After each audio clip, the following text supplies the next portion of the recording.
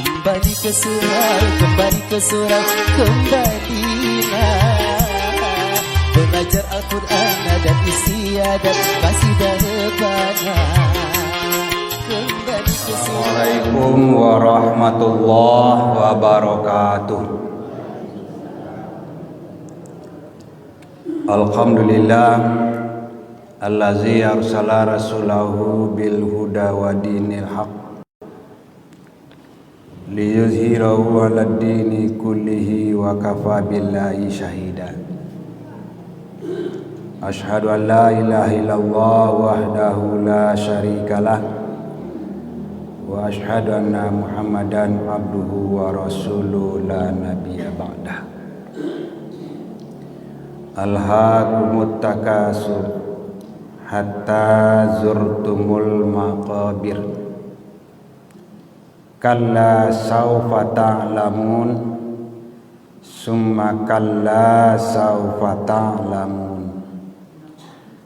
Kalla law ta'lamuna ilmal yaqin la tarawunnal jahim summa la tarawunnaha 'ainal yaqin summa la tus'alunna yawma izin 'anin na'im. Dengan nama Allah Maha Pengasih, Maha Penyayang, bermegah-megahan telah melalaikan kamu sampai kamu masuk ke dalam kubur. Kalla saufa ta'lamun. Sekali-kali tidak kelak kamu akan mengetahui akibat perbuatanmu itu. Kemudian sekali-sekali tidak kelak kamu akan mengetahui. Sekali-kali tidak, sekiranya kamu mengetahui dengan pasti, niscaya kamu benar-benar akan melihat neraka jahim. Kemudian kamu benar-benar akan melihatnya dengan mata kepala sendiri. Kemudian kamu benar-benar akan ditanya pada hari itu tentang kenikmatan yang megah di dunia. Ibu-ibu, bapak-bapak, jamaah salat subuh rahimakumullah. Kembali kita bersyukur kepada Allah Subhanahu wa taala. Pada pagi hari ini kita sudah dapat melaksanakan ubudiyah kita, salat berjamaah di masjid. Tidak lain dan tidak bukan itu merupakan pemberian Allah dalam bentuk kita sehat,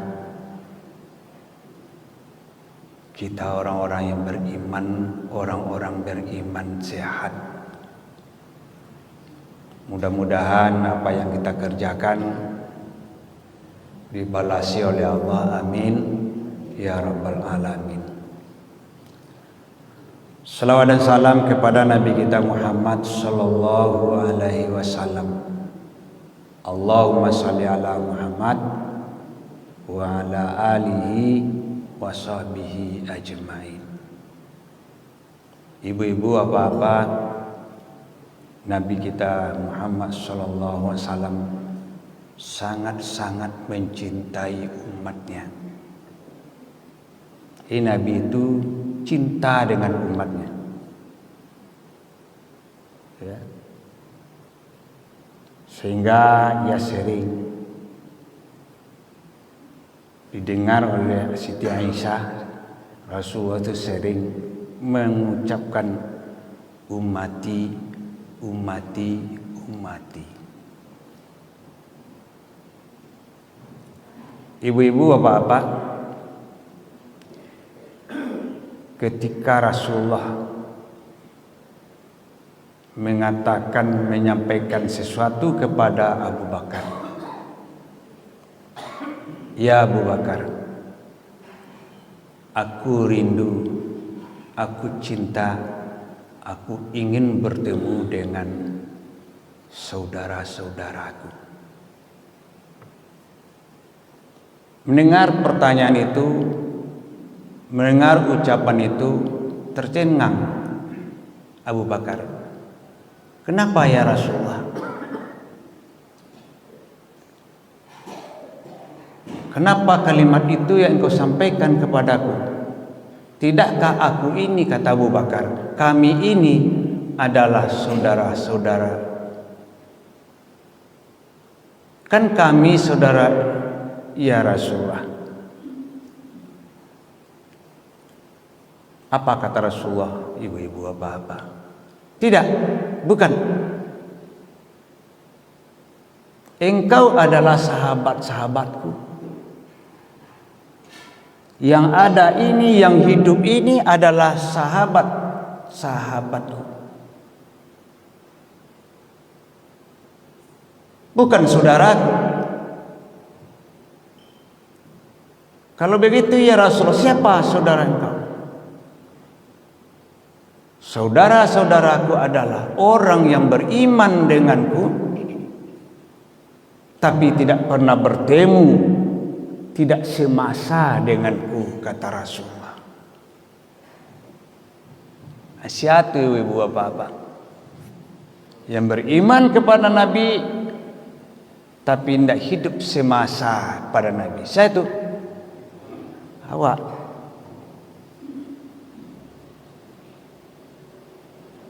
Dia awakku adalah setelah Nabi meninggal dunia sampai berakhir zaman, selagi umat beriman kepada Nabi, mengikuti perintah Rasulullah, meyakini apa yang telah disampaikan oleh Rasulullah, kita termasuk saudara-saudara Rasulullah. Ini bukan sahabat.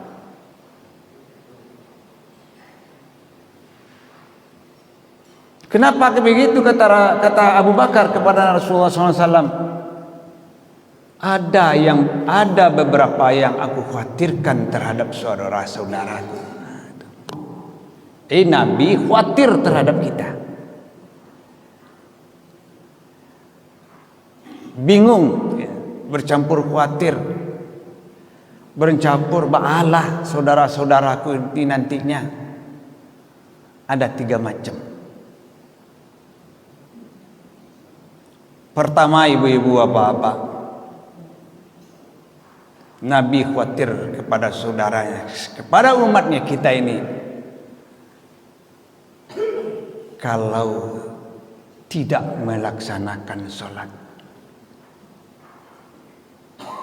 kalau jarang melaksanakan sholat, kalau sekali-sekali melaksanakan sholat, kalau sholat itu tidak merupakan kebutuhan di dalam kehidupan.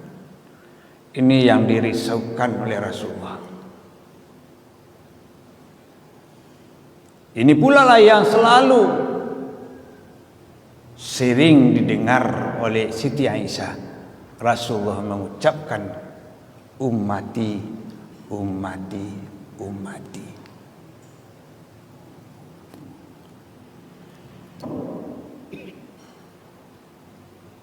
Dalam suatu keadaan pun, ya ini sangat diperselisihkan ibu-ibu oleh para ulama. Ya, ada yang membenarkan, ada yang tidak membenarkan kalimat ummati, ummati, ummati itu ketika Rasulullah dalam sakratul maut menjelang meninggal dunia. Tapi ini diperselisihkan. Tapi walaupun diperselisihkan, tapi kecintaan Nabi itu kepada umatnya sering diucapkan. Artinya apa? Lakaba bisa dari dunia ini Rasulullah selalu mengucapkan ummati. Ingin dia bagaimana ummati ini, bagaimana umatnya, bagaimana saudara-saudaranya setelah ia nanti meninggal dunia. So, Nabi itu umur kan tidak lebih, tidak kurang atau kurang lebih 63 tahun ya ibu-ibu bapak. Di antara awak ko lah lebih adonan berumur 63 tahun. Lah indah. Adonan lebih lah. Ada bonus diberikan oleh Allah kepada kita. Jadi bonus-bonus seumur Nabi itu kita sudah lebih kita manfaatkan. Ingat, ummati kata Rasulullah, dalam rangka bagaimana solat yang kita kerjakan. Itu yang pertama. Yang kedua yang dikhawatirkan oleh Rasulullah di akhir zaman itu, saudara-saudaraku yang berbentuk umatku, yang berbentuk saudara-saudaraku, dia lebih nampak cinta dunia daripada cinta akhirat. Berebut-rebut tentang keduniaan ini. Siang malam seseorang memikirkan dunia. Di antaranya mengumpulkan harta. Ya. Harta kekayaan. Berebut. Merampok, merampas.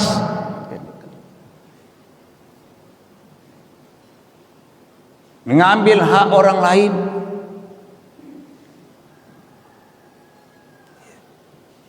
Mengambil hak orang lain ke bebu. Sajangka, kedua jangka, tiga jangka. Bukan hak kita. Itu pun akan kita nanti pertanggungjawaban di akhirat. Ngambil barang orang. Adafan. Banyak kita memakan riba yang berlipat ganda. Adafan muda'afah. Barang-barang yang tidak halal yang masuk ke dalam perut kita.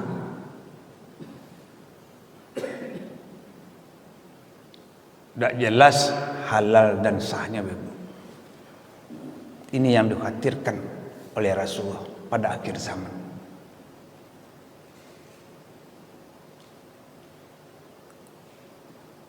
Itu yang diingatkan oleh ayat tadi. Alhaakumut takasur. Bermegah-megah telah melalaikan kamu. Kemegahan dunia ini sering menutup hati nurani. Kemegahan dunia, segala cukup ibu-ibu apa, segala mewah, tertutup hati nurani.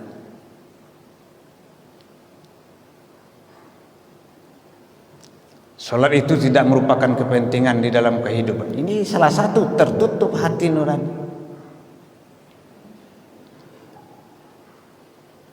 Allah mengingatkan wa mimma razaqnahum yunfikun. Kan itu kata Allah. Kau rezekiha, pandai-pandailah untuk memaafkannya, menafkahkannya, memanfaatkannya.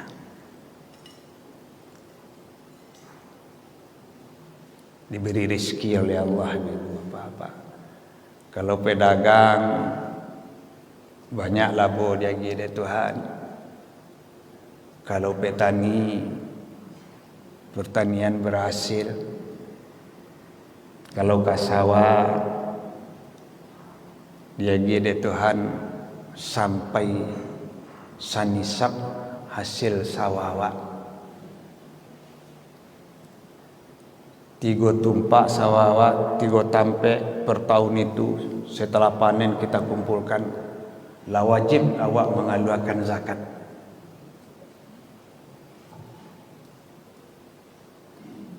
Tapi itu tidak kita kaji. Yang kita kaji berapa biaya ongkos sehingga jadi sawah ini, sehingga sampai menyabi. Hitunglah barau pa majak, barau pa menyike, upale, bawa tanam, pa menyiyang, pale, pa menggoro, maunin padi. malam-malam menim padi. Sebab banyak minantu yang datang. Kan ada lawak begitu. Ada berbahasa lembut awak kepada kondik misalnya, beracil yang babi. Baminantu awak kakian. Lunak-lunak lidah awak supaya jangan datang juga ke sawah awak ke tengah malam. Wara biaya malam hari, kopi, rokok, menyabi, mengirai, mangin, membawa pulang. Ada sebagian kita menghitung semuanya ibu-ibu, sehingga kalau dikali-kalikan, ya berapa di berapa tadi dapat. Itu. Ada jadi kalau akan zakat.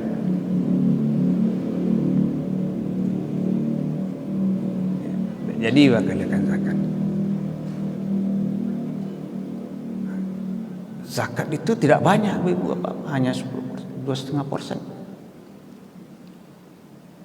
Ya.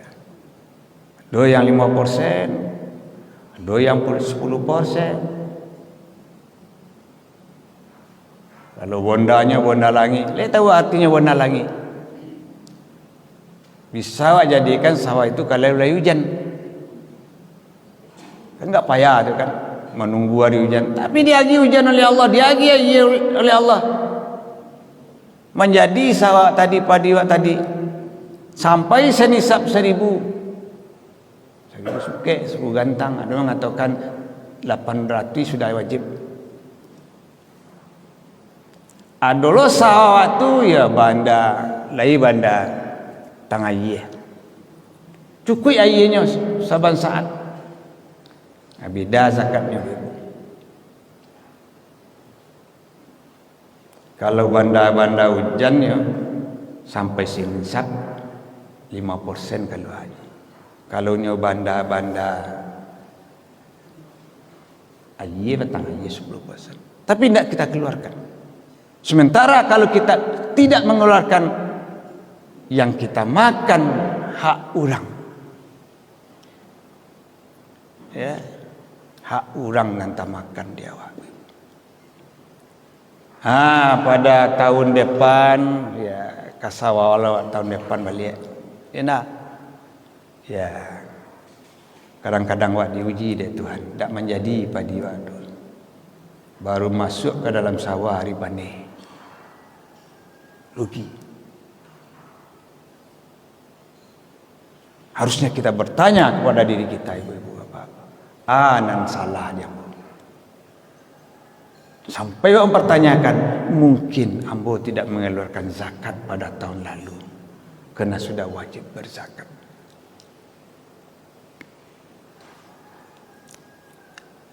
Begini orang ya, caranya orang mengumpulkan harta, tapi tidak ia mau mengeluarkan kewajiban zakat dari harta yang ia kerjakan. Ya wak ibu-ibu apa-apa, kau tak wajib berzakat. Berinfak benar ya nak. Bila akan mengeluarkan piti awak? Bila akan sampai awak mengeluarkan zakat? Tak mungkin. Maka berinfaklah awak. Bersedekah. Banyak ratu awak supaya dimanfaatkan orang lain. Wakafkan untuk kepentingan umat. Dua tanawa darasnya lain dak produksi lo. Salamu dunia tak kambang, lunado menghasilkan tanawa, tapi tanawa. Kalau mau kita berpikir, kita wakafkan untuk kepentingan umat, untuk bangun masjid, untuk bangun madrasah, untuk kepentingan orang berlalu lalang jalan agak seketik. Harta wakaf. Kita mengharapkan ada nilai-nilai ibadah, nilai-nilai sedekah pada harta wakaf itu. Bergunanya ibu bapak. Lain dipakai di orang banyak, ada manfaatnya, ada kegunaannya. Ini yang diingatkan. Bermegah-megahan telah melalaikan kamu sampai kamu masuk ke dalam kubur. Lalai sampai kamu masuk ke dalam kubur, kata Allah.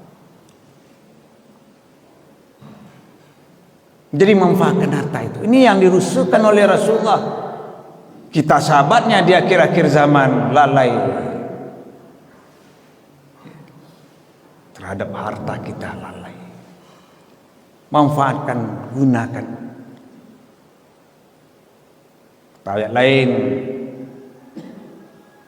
hai orang-orang yang beriman, jangan sampai kamu dilalaikan oleh hartamu dan anak-anakmu. Ya lain. Jangan kamu sampai dilalaikan oleh hartamu. Nah, kita diperbudak oleh harta. Yang kedua, kita dilalai dengan anak. Sibuk dengan mengurus anak. Anaklah namanya ibu apa-apa. Ada kewajiban awak terhadap anak yang harus kita laksanakan, yang harus kita tunaikan. Kewajiban itu. Ya. Pertama, mendidik anak. Kewajiban awak. Ada ingin anak awak bodoh. Ada ingin anak awak tak tahu. Awak sekolahan. Awak suruhnya mengaji.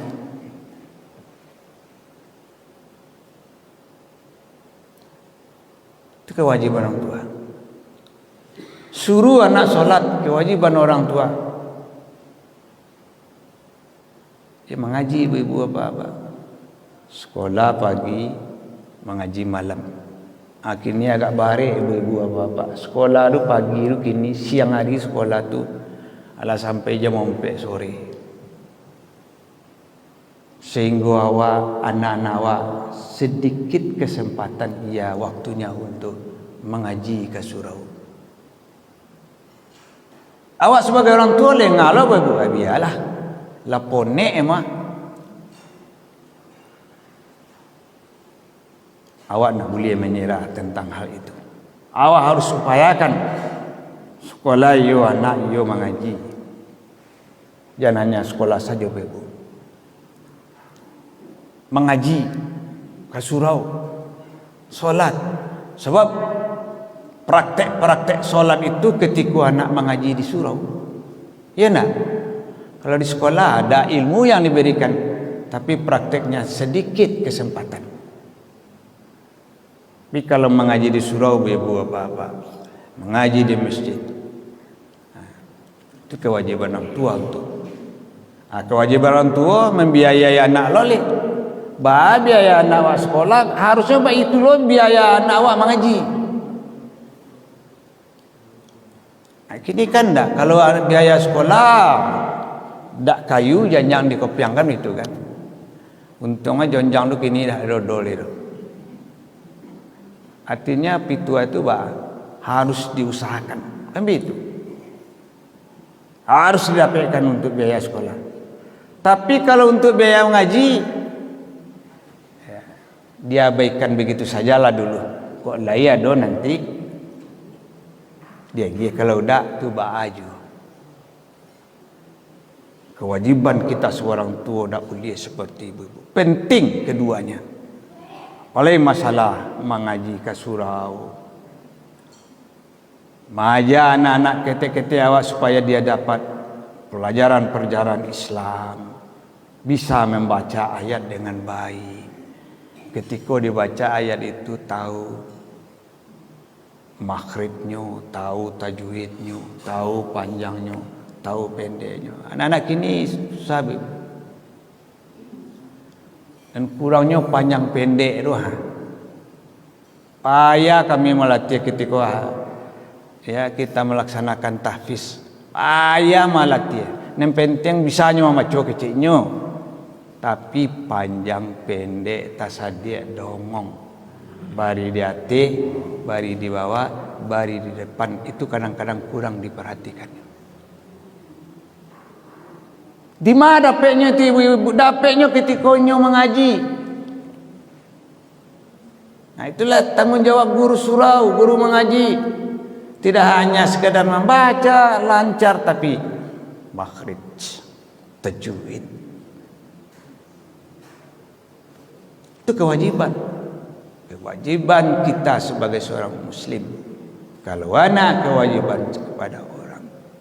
Kewajiban orang tua. Juga orang tua diharapkan untuk bisa mendoakan anaknya. Nah, kan gitu kan. Supaya anak wako pintar. Kalau nya sekolah, supaya anak berhasil. Kalau mencari kehidupan di rantau, doakan anak. Sebab doa orang tua sangat ditunggu oleh anak. Mustajabnya doa orang tua. Apalagi yang mendoakan itu adalah seorang ibu. Kan begitu kan? Sebab ibu itu adalah surga. Kan begitu. Ya lihat surga di tapak kaki waktu. Ya. Al-jannatu tahtul aqdam. Surga itu terletak di bawah telapak kaki.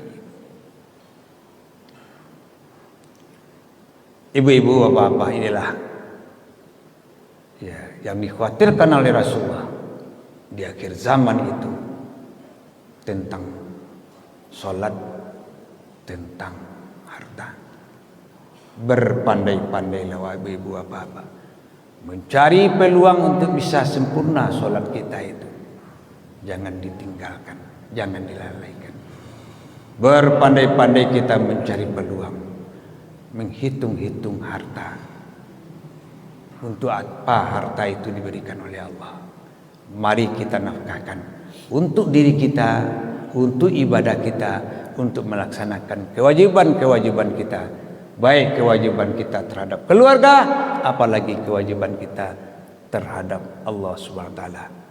Ibu-ibu, bapak-bapak, itulah yang bisa kita sampaikan pagi hari ini, semacam kekhawatiran Rasulullah yang diingatkan kepada Abu Bakar. Mudah-mudahan menjadi fikiran bagi kita, bisa kita memperbaiki tentang hal tersebut. Banyak maaf, billahi taufik wa hidayah. Wassalamualaikum warahmatullahi wabarakatuh.